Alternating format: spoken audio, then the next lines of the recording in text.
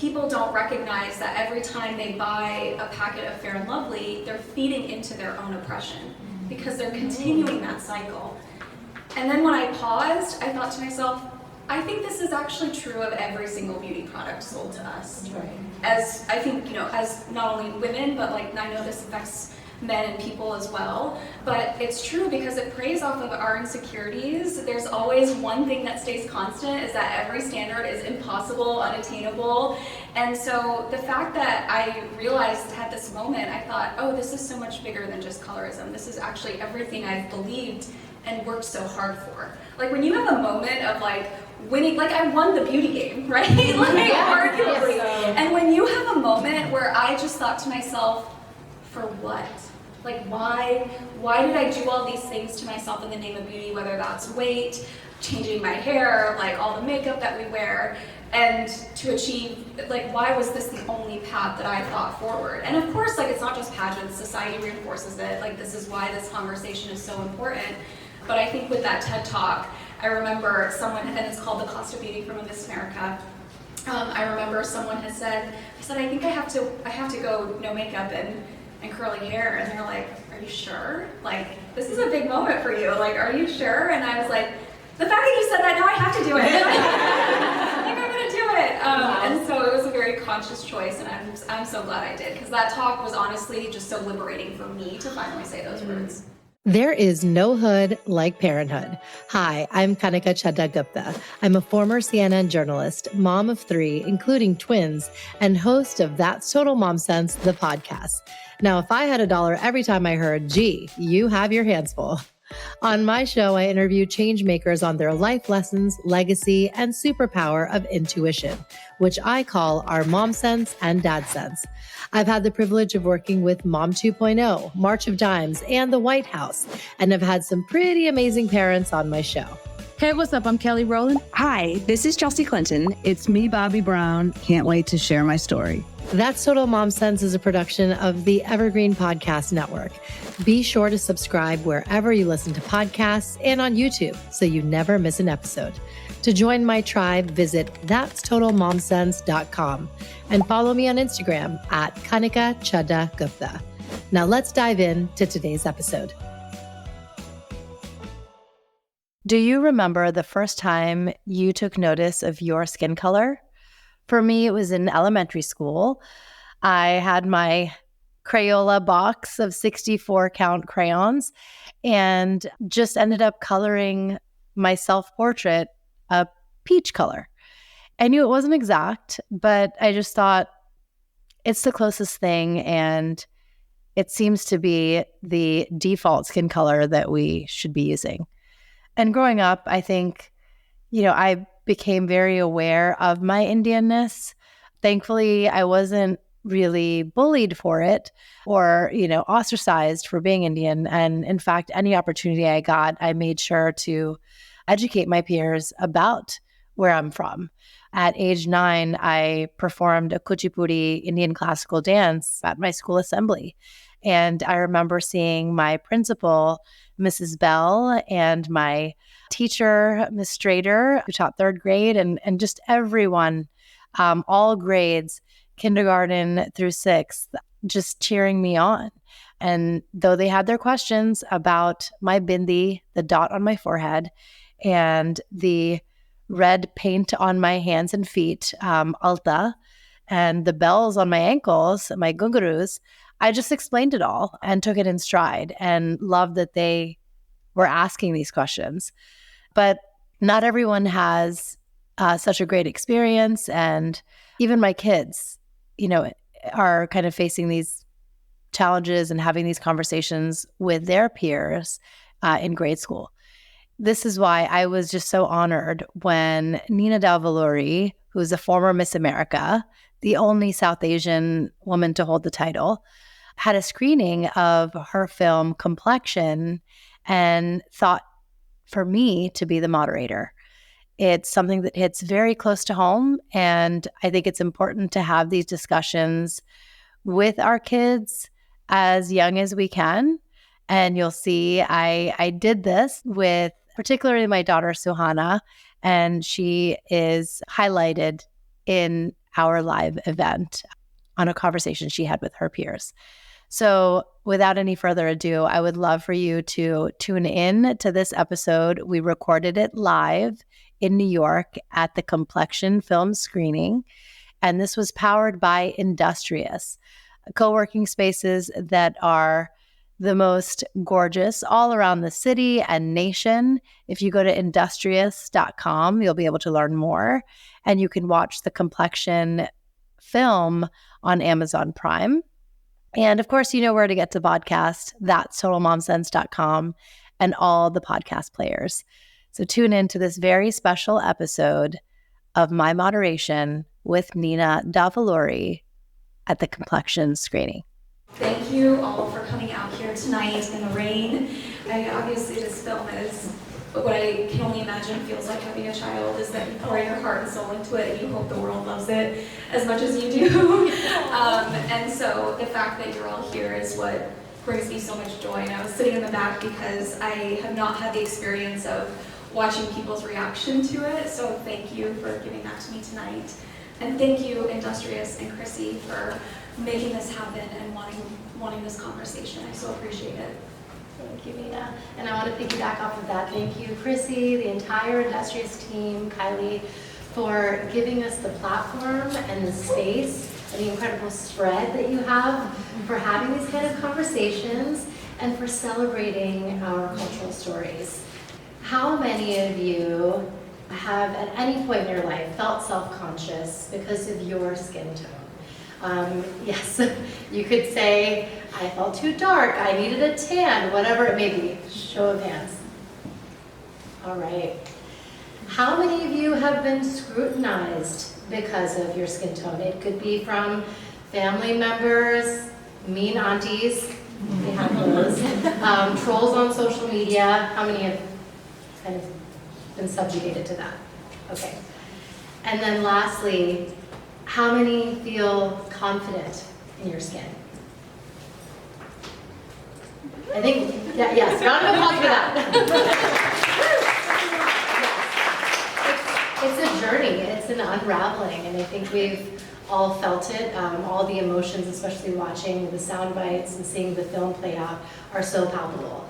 I wanted to share a video of my daughter because this is something that really hit home for me because it was a conversation we had to have in our family and in our household. So I shared that today. I recorded it this morning.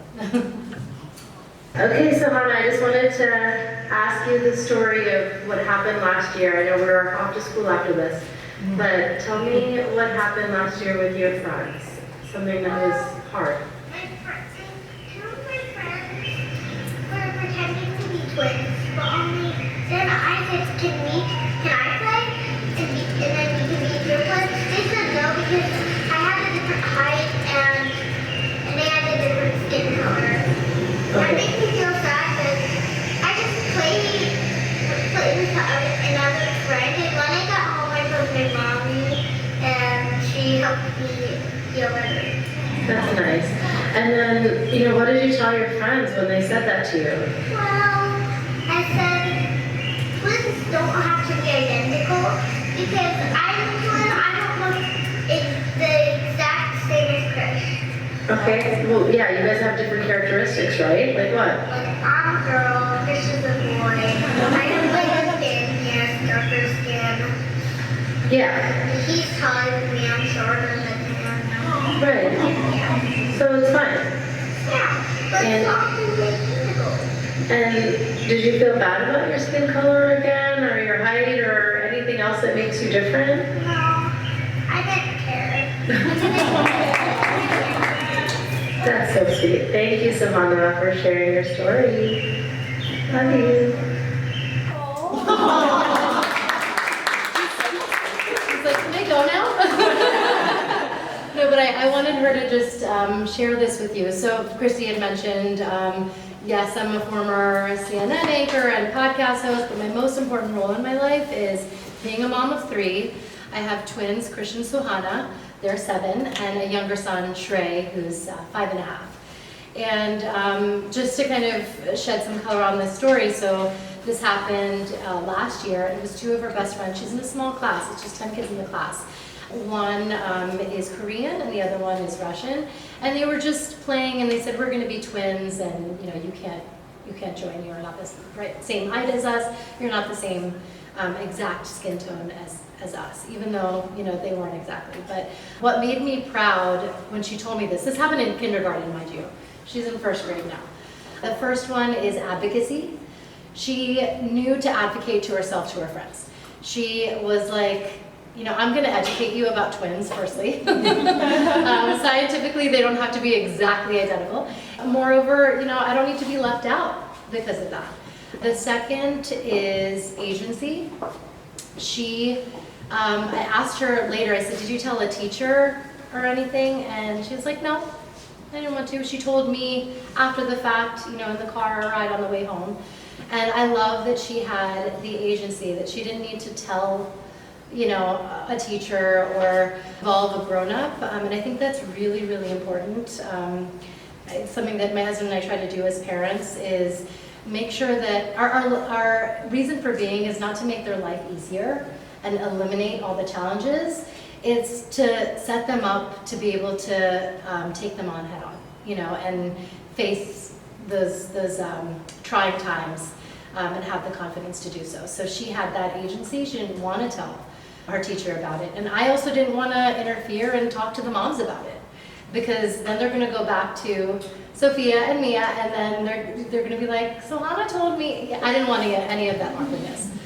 And then the third thing is adaptability. As much as we have an IQ and an intelligence quotient, or an EQ, an emotional quotient, I think it's important to have an adaptability quotient. I learned first about it from Arlen Hamilton, who's a VC founder, and I thought, this is great. She let it roll off her back. This wasn't a big issue that she was like sobbing about, or she was questioning like her self-worth. Like, this is something we do all the time. We're so critical of ourselves. We're such people pleasers. We get affected by the trolls on social media. And she was like, I just played with another friend and moved on with my life. I live my life. And so I think there's something to learn from kids here. But no. No, I love this. I love this story because a lot of what we talk about too is that I think colorism is generational, and I truly believe that our generation is the one who can end the cycle and break the cycle within our families. This is just one example of ways that it's happening. Yeah, it's great. It's so great. So I want to talk about your huge pageant win, because I think it was just a moment for all of us. I know I trained in Indian classical dance. We have Maya here. She's training in Bharatanatyam dance. So many of us grew up learning dance, and you performed in Indian classical and semi-classical Bollywood dance on stage for the world to enjoy, and brought home the crown as the first South Asian.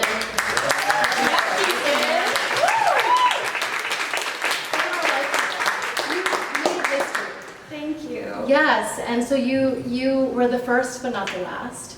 And you've had a different vantage point of media and beauty as a pageant title holder and now a documentary filmmaker. How has that changed your perspective? So much. And I'll always say, just to go back to the talent, because I think people always ask me what that night was like and what that win was like. And the only way I can describe it is that so many of us, grew up doing Bharatanatyam and Kuchipudi, and it's our version of ballet, I would say. I also grew up like ballet, jazz, tap, and point. I'm a true dancer. But, when I chose to do this specific Bollywood dance for the Miss America stage, I felt like a little bit of a sellout, because it's like asking a ballet dancer to do hip hop. Like, like you're asking a classically trained dancer to just do a completely different style, which naturally is in our bodies, but it's just not the same technique.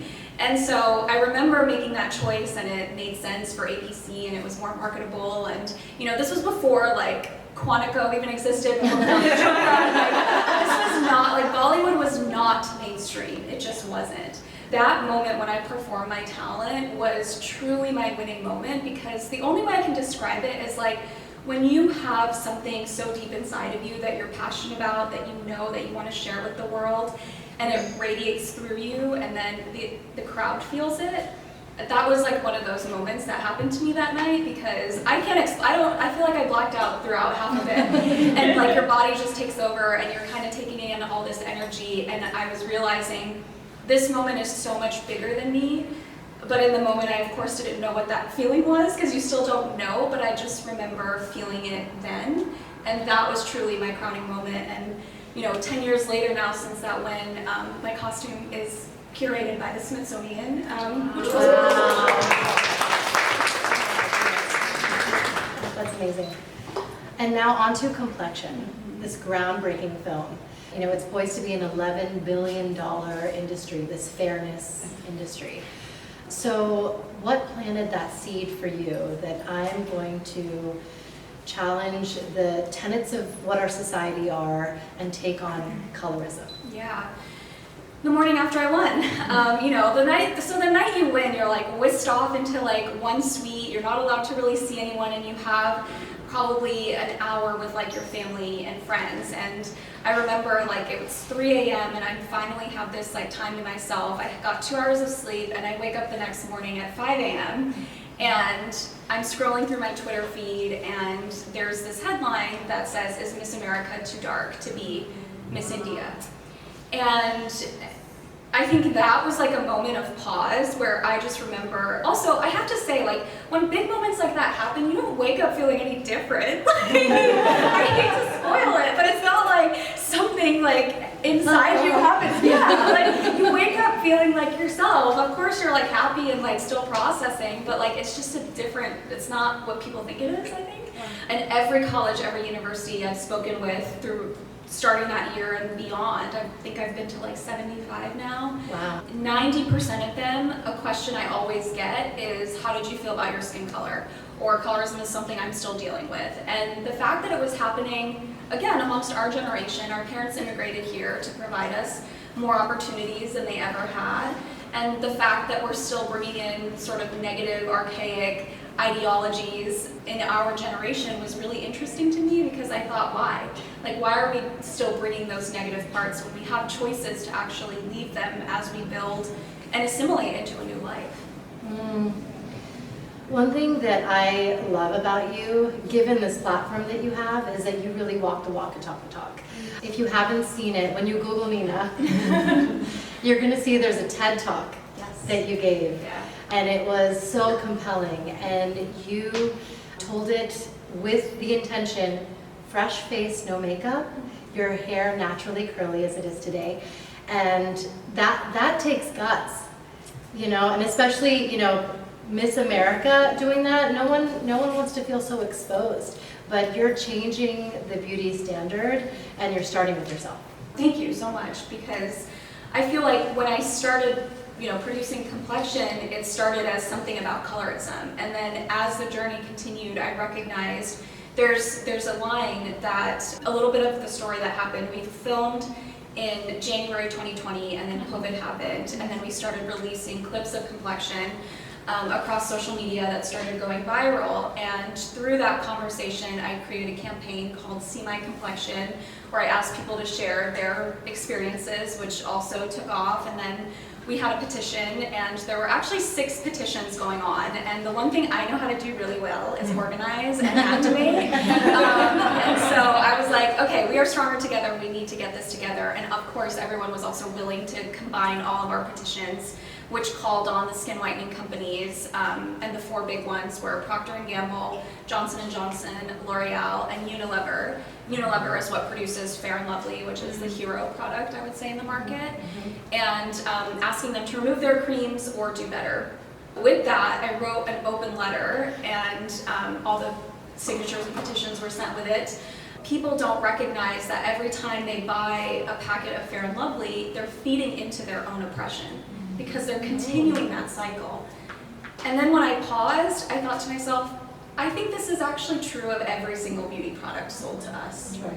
As I think, as not only women, but like I know this affects men and people as well, but it's true because it preys off of our insecurities. There's always one thing that stays constant, is that every standard is impossible, unattainable. And so the fact that I realized at this moment, I thought, oh, this is so much bigger than just colorism. This is actually everything I've believed and worked so hard for. Like when you have a moment of like winning, like I won the beauty game, right? Like arguably. And when you have a moment where I just thought to myself, for what? Like why did I do all these things to myself in the name of beauty, whether that's weight, changing my hair, like all the makeup that we wear, and to achieve, like why was this the only path that I thought forward? And of course, like it's not just pageants, society reinforces it, like this is why this conversation is so important. But I think with that TED Talk, I remember someone, and it's called The Cost of Beauty from Miss America. I remember someone had said, I think I have to go no makeup and curly hair, and they're like, are you sure? Like, this is a big moment for you, like, are you sure? And I was like, the fact that you said that, now I have to do it. Like, I'm gonna do it. And so it was a very conscious choice, and I'm so glad I did, because that talk was honestly just so liberating for me to finally say those words. That's amazing. It makes me think of like Mean Girls, where she's like, it's just plastic. She's like, you get a crown. Yeah, you get it. Yes, yeah, that's all it is. We need to like take it in from the outside and be like, this isn't real, guys. Let's all band together and acknowledge that. I want to touch on a Bollywood movie that's coming out. Yes. Okay, so Bollywood, I'm sure many of you know, especially those who are South Asian in the room, it's the largest cinema industry in the world. They produce 4,000 films a year, and that's compared to Hollywood's 400. So yes, it's like ginormous. Bollywood has this fixation, and I feel like it's really feeding into this whole colorism story. It's really where in our society and culture it originated. So there's films where they're actually casting girls who are fair and just putting makeup on them to make them look tanner, and it's like, why wouldn't you just give the role to someone who authentically looks like that? It's ridiculous. Yeah. And I just posted about this too, and it's the practice of brown face in Bollywood, essentially. And this movie was trying to tackle the issue of colorism, and they did it with this light-skinned actress wearing darker makeup. Ridiculous. Right, and so no one saw the problem in that, apparently. And I actually, I don't watch the film because in the day where views and likes matter, I cannot contribute to one more of viewing something that I do not agree with. But I did, of course, I was like, did no one flag this? Like, no one's talked about this yet? Which I didn't find. And I had read an interview of why they didn't cast a darker skinned person, and the director had said, the industry is tied to obviously capitalism and some version of the masses aren't ready to accept a darker skinned actress. And I'm just like, I know this to be false, first of all. I know it's not true because we all want to be represented. We all want to see ourselves and people in these stories. But I think this also just goes to show how deep-seated and rooted this is. And it's not just people in front of the camera, it's people behind the camera. It's actually I think also a part of this, which is hard, is that, a lot of people who are actors and actresses, when you're in a position of power and privilege, it's really hard to let go of that. So for you to welcome in other skin representation, it's almost this psychology of, well, they're taking my spot. And it's that individualistic mentality that unfortunately a lot of us grew up with, myself included. I've had to work so hard to not have that. And it's active work to undo, there's only room for one of us. And I think in our parents' generation there was, but that's so not the case anymore. And so I think that is unfortunately where the industry still is. And I get it, it's also survival, right? We're not saying it's one skin color is bad or one is better than the other. It's just there's room for all of us. Yes, exactly. Can I ask a question? Yes, please. I think you answered part of it. How long did production take? But also, what were some of the emotional challenges in the production journey? My director is from Italy, and she is just one of the most kind-hearted humans I know, who has truly changed my life. Because of her, our concept was accepted to Venice Film Festival in 2019, September.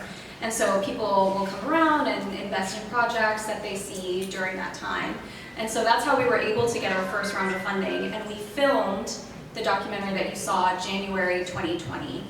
I think the biggest thing, and it was a team of 4 of us, this was a very small, scrappy team. We were sleeping, it was very much sleeping on the floors. Like it was, we did everything we could to be in the experience, and that's also just how my director is and works, which is amazing. And so because we were able to do that and stay in these places, we really got to know everyone. And it's really, you can't just approach a group and say, tell me your deepest, darkest secrets. Like, that it doesn't work that way. And so filming this was really, okay, how do I share? And you saw some of, my story throughout this, but how do I use my story as a vehicle for other people to share? I remember growing up, we would visit India, and you would see children who were underprivileged and on the streets, and I would think to myself, I'm so lucky, I'm so fortunate. And on this trip, I remember talking to these same children, and I started like seeing myself in them, and I thought, no, this isn't, I'm not fortunate, this is me. Like this little girl is actually me, and we all have some aspect and part of her in all of us. And it's really, how do we tell her story, because it's all of our stories, was the biggest aha moment for me, I think. And I think the hardest emotionally after that was, again, I do sit in a seat of privilege, and after this trip, because I was in India, and my mom was actually there visiting her sister, and of course I went to visit them. My mom and I had been planning this trip to Australia and New Zealand, and this was like the first girls' trip that her and I were just being able to do in so long, and so I was really excited. And I remember one of the days of filming, I had not booked our Sydney hotel. And I remember logging on at like a hotspot and signing on for the Ritz-Carlton, and I just remember feeling so guilty, like so guilty booking that room, because I felt like I didn't deserve it, and like the work that I was doing didn't matter, and it makes you question like your purpose when you're in the midst of everything. And my director also mentioned is that after you have weeks like this, you need to take like 7 days, 10 days, 2 weeks if you can, to just process what you've been in, because that part is so important and integral to just creating art and the rest of the story that you're going to tell and why you did it, and all of that kind of comes together afterwards. And I was like, it would have been really nice for someone to tell me that before. Like, no one told me. And so, I had to work through that a little, and that feelings of guilt. But, I think even just being able to be here today and to see the response that it's gotten, even 3 years later, which like distribution is a whole thing to navigate, and filmmaking is a whole thing to navigate. Yeah, I'm just finally proud that it's out in the world. What is the conversation like? Obviously you broke a lot of barriers, winning Miss America and being in a space and in a pageant that was primarily Eurocentric. A lot of the cultural influences from your family and growing up is Eurocentric, so I'm just curious of like what the conversation is like now 10 years later, and maybe having them with family and friends. I'm happy to report that I do think the conversation has changed finally. Like, we're here, and in the film I said I went to my aunt's house in India to visit, and they were having tea time with one of their friends, and the friend who was there, it was me, my aunt, and my aunt's friend, and the friend said in passing, oh, that person's really dark now, they used to be lighter when they were younger. And I was, of course, about to just like go off. And it was my aunt who said, actually, we can't make comments like that anymore because it really offends Nina. And I was like, you know what? I will be offended, forever if we start these comments. Yeah. And so the fact that she spoke up, like, should it have to take creating a documentary and like screaming this at the top of your lungs? No. But that tells me that change is possible for someone who lives in India, not even here, and for her to be able to speak up and understand how much this affected me. My grandparents and my aunt actually raised me in India for 2 years, so I was 6 months old when I went over there, and I said my aunt is one of my favorite humans, and there's this tape. We have all of our family tapes digitized, which I highly recommend, by the way, and there's this tape of me when I was 6 months old, when I had just gotten to Vijayawada. My family's from Andhra Pradesh, when I had just gotten there. And it's clear that they had a cameraman come to basically tape my existence and to send it back to my parents so they could see me grow up. In one of the moments that I stopped at, this was 6 months ago, I had actually stopped, and my aunt is holding me and she's giving me my bottle. My grandmother just had come in and she lays her stuff down, and then the cameraman is looking and he says, oh, her skin color looks dark today. And all of this is said in Telugu, which I heard that and I was like, no, this did not happen. And he says, I watched it again and he says, her skin color looks dark today. Both my aunt and grandmother snap their heads towards camera. You see it immediately looking at, him. And they say, really? Like, you think so? And he says, I mean, yeah, like yesterday she looked fair, but today she looked a little darker. And I see my aunt, like the mama bear in her, wanting to like burst out and protect me, but I also see her like conflicted with like the good Indian girl inside of her, not wanting to offend this random stranger saying shit. Like, and so, her way of saying that was, and shutting it down was, no, her skin color changes every day, and she will be fair. And I know the reason why she said that was because she wanted the privilege that being fair affords you in India. And obviously she understands that privilege because she had it. And so I know that like that was her way of protecting what she could at that time. But the fact that I found this moment, right, like 30 some years later, after creating this documentary, after being on the board of L'Oreal, after this entire petition, like after Miss America, I was like, these things don't just happen. Like there is some small part of destiny that's like wrapped in this, call this the universe, whatever you believe in. But the fact that I was also able to see it, I remember thinking, oh, this is why everything happened. And so when we talk about our children hearing everything, how early can they listen to things, like how do we carry trauma, big T and little t included, like I think there was proof, at least for me, it gave me so many answers of, oh, this is why I was meant to win. And it had to be bigger than me because otherwise it doesn't mean anything. Like it can't be about you. And so it was such a gift to be able to have that moment. So I noticed there were a lot of what seemed like really young kids in this documentary, and my first thought listening to it was like, wow, this is really brave and bold of them in a culture where like what they're saying might not be widely accepted. Did you find that it was hard to like get young people to participate in this because of concerns about what their family might think or other peers might think? Or are people like eager and willing to be a part of this? Yeah, it was really interesting because the group that we had worked with was part of the Catholic Sisters, and so they had already had places where they were trusted so they could take us into. My director is also Catholic, so that was the connection for her wanting to go that route. They were just trusted sources. So anyone they brought in, we automatically had that, luckily. And so because of that, I had said, are there groups of people that you already know that would be more likely to share or feel like they have something to share about this topic, and we'd already discussed it amongst them. And then in also, like I said, spending time with them, like this didn't happen our first take, like or second or third, like it was days of being able to get this. But what I realized is that this was every single person I sat down with, and especially the first scene, like this was the first time anyone had ever asked them how they felt. It was the first time this idea was even placed in their heads, like, yeah, why do we do this? Or why do I feel this way? Or why am I using this cream? And that was consistent across the board in every age group, in every category. And I thought that was really interesting because, and I think they were so willing to share because they'd never had that space before that was safe to even acknowledge that this was happening to them, and it was so just pushed down that I think it was almost like a release for them to be able to share their stories and go on camera. So in terms of the conversation going forward, I talked to Maya about it last night a little bit, and we've been talking about it ever since. It feels like, you know, the children now are able to talk more about it than we were when we were younger. I mean, I got a little bit of a tan and someone said, oh, gali hogi, which means you're darker. And I'm like, well, I love it. You know, I've gone naturally white, my grey hairs, and everyone's like, oh, you're getting old, you look old. I'm like, well, I love it. Yeah, exactly. You know, that's not you having your insecurities, but also owning it and having the confidence.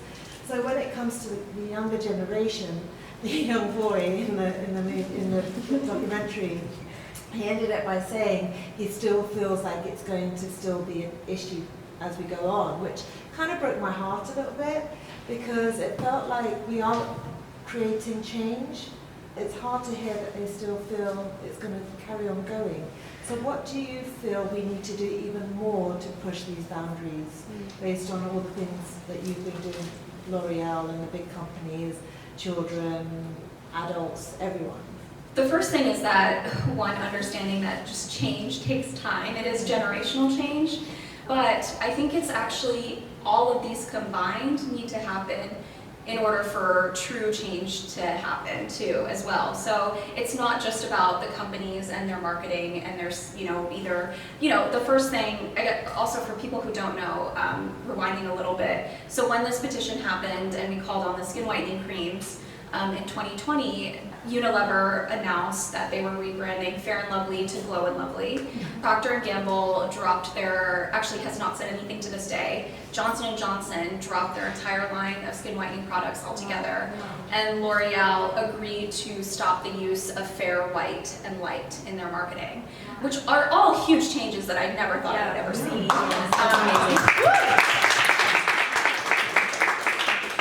But through that, it was actually the CEO of L'Oreal that offered to have a conversation with me. And I'd sent this letter to the 4 CEOs of all these companies, which I also realized is kind of a bold thing to do. I was doing this, which I want to say, do it. Yeah. Do the thing. I had 30,000 signatures, which is a lot, or it's not a lot, depending on how you view it. But if you truly believe something, just take the leap of faith, right? If I'd never done that, then nothing would have happened.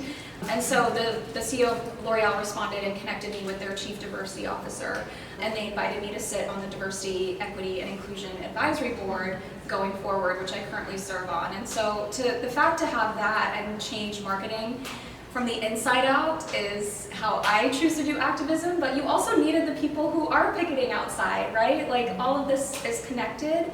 But I think individually, moving forward, it was really hard with COMPLEXion because there's no colorism organization, right? There's no, how do we leave people with a feeling of doing something, especially after a film like this? And I mean, for me, I always say, I think changing beauty standards, which is the biggest takeaway from this that I hope that we take away, because I always used to say, I thought Miss America was empowering because it gave me a voice, but what may have temporarily empowered me as an individual does not empower the collective, given the beauty standards I had to do in order to achieve that. And that is something I no longer want to do or perpetuate. I no longer want to show up in my pageant gear and telling a young girl, beauty is from the inside when I look a certain way. And it's just not believable. And so I think I always share, what does beauty cost you? And I think we have to ask ourselves that question because it has cost us all something, and I always sharing my truth first. It's cost me a lifetime of an eating disorder. It's cost me addiction, anxiety, depression, and years of my mental health in the name of just pursuing this unrealistic, unattainable image. And if I, someone like Miss America, has felt this way, and you're still trying to chase that, then I know that others are feeling this way. And so once you start sharing something, what I've realized is that there is a ripple effect, and that happens with your community and your close friends, and then hopefully it spreads. But I think it's really just also pausing and thinking, am I using this because it really does make me feel good, or is it because I get a certain validation from society when I look a certain way? And it's a gray area. There's no solution. I still wake up and think the same thing every day and say positive affirmations, which is so hard, but we just have to do the thing. And I think especially when you start practicing it, your friends are gonna see that, your family will see it, and I think that's one of the things that I'm so glad that you said I walked the talk, because you can't give away what you don't have. One of the biggest things that we haven't gotten a chance to talk about yet is look into your social media. I know everyone who we're speaking with has some form of social media, and whatever your platform you're on, look at what you're following, because I guarantee you beauty standards are in your face every single day, whether you want them or not. And I think it's really important to understand who you're surrounding yourself by, not only the people directly around you physically, but who are in your mental headspace. And I think that is one of the biggest things that changed my outlook and perspective on beauty, was actually thinking, oh, I really need to change my relationship with social media, period. Otherwise, I will continue down this spiral and I will never get out of it and I will never feel good about myself because we compare ourselves on social media, whether you want to or not. Like, we're human and comparison is always the thief of joy. And so I think being really mindful of that and being able to find at least, I say, if you can find one person you feel comfortable sharing this with, whether that's your therapist, whether it's your mom, your friend, whoever outside of your family maybe, like, share it with them. Like, I think it just starts by speaking your truth, and then when you do, you kind of feel better. Like, it starts one step at a time, and so I think that would be my biggest advice.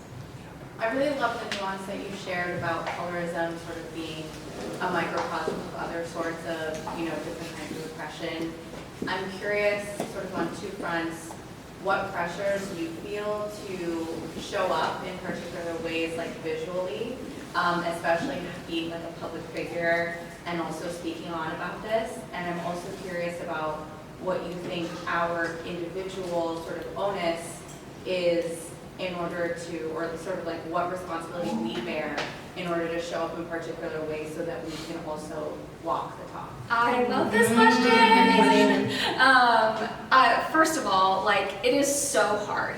It is so hard to decide how to show up today. How am I gonna wear my hair? How much makeup am I gonna wear? Like, I recognize I'm sending a very specific message and there are certain rooms that I have to think about of how I'm physically presenting myself. I think for me, I always think about where I'm at. Obviously, if the audience is younger, I'm not gonna show up. I did a talk at an all-girls school, 6th through 12th grade, and I showed up no makeup with my hair curly. Like, that was an appropriate place to do that.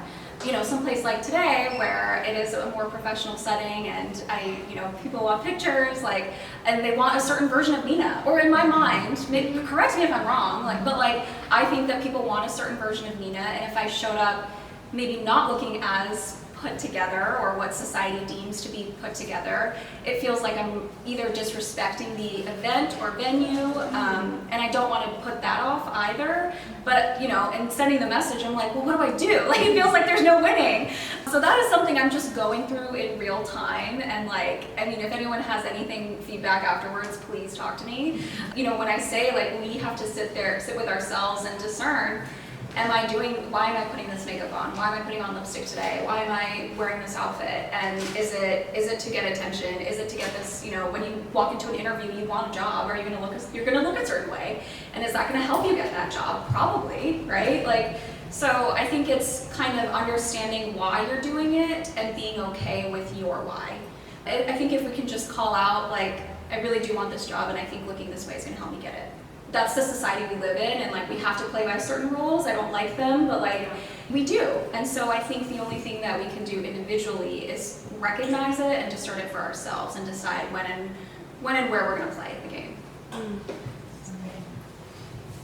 Okay, yes. Hi. So I'm a makeup artist. I've actually worked in the pageant space for over 15 years.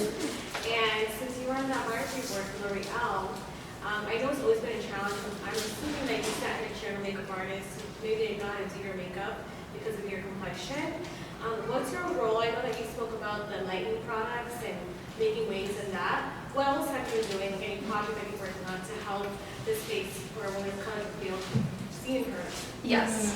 So what is my role in L'Oreal on the DE&I board? This is my first board position ever, I should also say. So the biggest thing that I've learned in the past couple years is just how to navigate a boardroom, and of course, that in itself is a process to learn of, okay, am I going to feel comfortable speaking up here, or when should I speak, and who, sort of navigating that was probably the first year, honestly, of being on the board, and then the next year was okay, now I have my footing. What are the projects that we can actually implement? And of course, L'Oreal as a whole, D&I is important to them, and I really do. I wouldn't say that if I didn't believe it. There are people who are genuinely trying to create change. It is hard for things to get done in a corporate environment. It just is. And for someone who has no patience and wants to do it themselves, it's hard, but that is also part of the game to being an activist and creating change. That it will happen slowly, but finding the people who really connect and care with you is what I is what I have done, I think. And I'm happy to say that I am working with some of those people for some important campaigns that I cannot share yet, but I hope that they will come to fruition. I'm hopeful that they will.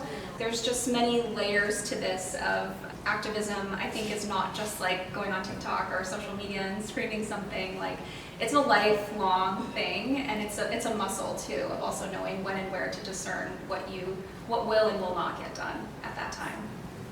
So I just want to say, 10 years ago when we won, it was really cool to see like not just a South Asian woman, but a Telugu woman up there, because I'm Telugu as well. So I remember when you did Dada, like that was big. Like everyone in my town started dancing to Dada. I love it. So you were like the Deepika Started the town. But apart from that, something that you said in the in the short film that really stuck out to me was how the first time that you really noticed it was like your awe as opposed to your mom and stuff, because I think that's how it was for me as well. My mom has an older sister and a younger brother that are very, very, very, very skin. While she's like much darker than me, I would say. My mom and her brother, even though he was 1 year younger, they somehow in India put him in the same class, so they were like basically like twins. But she would tell me about how people would refuse to believe that they were brother and sister because they're like night and day. Over time, like even after she got married, my dad is a little bit lighter than her, and it's usually the other way around. And like she would hear comments like, "Don't wear like dark or bright colors. You're not allowed to wear those. Don't wear anything flashy." My mom loves lipstick. She's like she like is the type to wear red lipstick. She's like, I don't care what people think. So it was really nice to see you in an orange like suit today. My mom has always advocated that. She's like, doesn't matter what people think about your skin tone or anything. She's like, wear whatever color you want. You don't need to you don't need to feel like you don't want to stick out just because of your skin tone. I thought that was really cool. This summer when I went back to India, she was like saying how something about like color came up. We were just in the car, and my mom was like, oh yeah, like someone who used to make comments about you is actually in this car right now. And I was like, whoa, what? The three of us and the driver in the car. Yeah, you're like, I know who it is. I was saying something about me. So I was like, what? Like I was like, oh my god, I know, like what did you say about me, whatever. And she would apparently tell my mom like she needs to scrub me really hard so that I would get lighter and stuff. And then I was like confronting her about it after like so many years. She's like, no, I didn't say that. Like, she's like, just forget it. That was back in the day. And it was like really cool to see that she's finally come to a point where she doesn't like think that anymore, I'm sure. But I think it's just things like that that are really cool. But because even growing up, like the whole Fair and Lovely thing, I used to think that like if I put the Fair and Lovely as a face mask, which was a really bad idea because it would start making my face stink a little bit. But I would think that that would make me like lighter or whatever. Like going back to like how she was saying, like going to India would mean like bringing back so many Fair and Lovelies and thinking that was like all I needed. And I'm not sure where like this snap happened, but like now I never think about my color. But I remember growing up, I felt so insecure about it. And Fair and Lovely was definitely like everywhere. Like felt like it was like the staple. That was like my only skincare. Like I don't even know if I was washing my face properly, but I was using Fair and Lovely on my face. But apart from that, I just wanted to ask you, like I'm sure from the day that you said you woke up and saw the headline, are you dark or too dark to be Miss India or whatever, to this day, like how do you deal with people making comments like that? Like how do you handle that with grace, or maybe sometimes not with grace, like how do you kind of just come back? Yeah, and it's so hard because what I've learned in this journey is that it's actually, your family should be the people that you can say your most like vulnerable things to, but it's actually the opposite. You can say your most vulnerable things to strangers in a room, and thank you so much for sharing that. Like it's so important for you to share and for people like here, and thank you so much. And so I think, with that said, like recognizing that it's so much harder to say things to your family when they do make those comments. And I think for me, I remember I was talking to one of my friends who knows me really well, she knows my work, all of this. She is Indian and she's married to a white person and they had a baby, and her mom came over and said, oh, don't put the baby out in the sun. And I said, well, what did you say to her? And she said, oh, nothing, like what, she's just gonna say these things, it doesn't really matter, like I don't believe it. And I said, that's actually the problem. I think it's much harder to speak to this when you're living in India and in that world, but for someone who is here and growing up here, I think when I say that we're the generation to be able to end it, it has to start with also educating the older generation, which is our parents, because should I have children, I don't want a comment like that made to them when they're 5 or 6, or whether it's even in passing. And unless we can have this conversation with our parents or grandparents or aunties and uncles, like that will still carry forward. So it's really hard because the onus is on us, and it's difficult, but it's also a privilege knowing, hey, I can actually change this for my family. And I think the incentive to change it for our families is the biggest incentive you can give anyone, of like wanting to have a better life than for the next generation than we did. And of course, obviously, I know you're not going to get everything right. That happens, but it's one thing that I hope that we can do as we move into different phases of our lives. Thank you, 100%. Okay, I think that's going to close the evening. Thank you so much for being so vulnerable and open and interactive with us. And Nina, you are a gem. Thank you. Thanks for listening to today's episode. I hope you got some great takeaways from our conversation. Join my community by logging on to that'stotalmomsense.com.